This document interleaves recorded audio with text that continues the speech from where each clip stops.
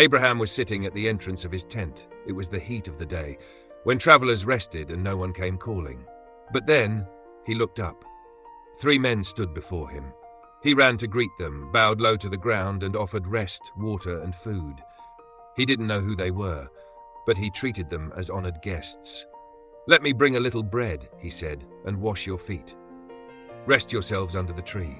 Genesis 18:4-5. This wasn't just hospitality, it was reverence. Because Abraham knew somehow that this was no ordinary visit, he rushed to prepare a feast, fresh bread, fine meat, curds and milk, and he stood by watching as they ate under the tree. It was more than food, it was fellowship, a holy meal under sacred trees with the Lord himself. Then one of them spoke, "Where is Sarah, your wife?" "In the tent," Abraham replied. And the visitor said, "I will return to you about this time next year, and Sarah, your wife, shall have a son."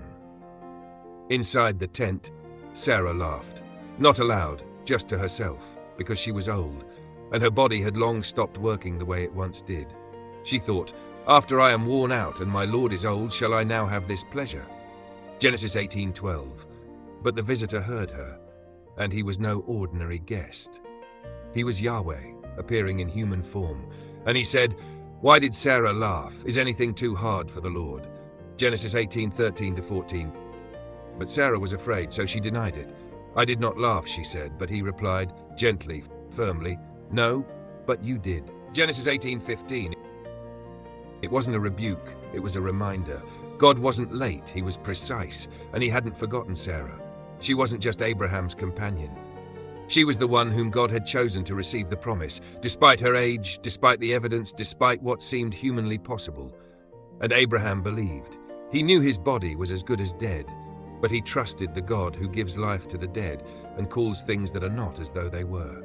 Romans 4:17-21. The covenant wouldn't arrive by logic or biology or human scheduling. It would arrive by grace, on God's timeline, in God's way. And when it did, it would be laughter all over again. Not the laughter of disbelief, but the joy that comes when the impossible becomes real. Because with God, nothing is too hard, nothing is too late, and nothing he promises will fail.